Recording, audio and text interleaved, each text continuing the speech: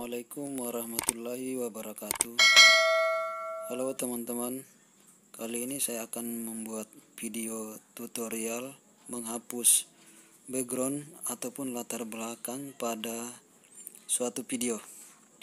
Sebelum saya lanjutkan ke tutorialnya, terlebih dahulu buat teman-teman dan yang baru bergabung di channel ini, silahkan di subscribe, like, komen yang bijak dan di-share.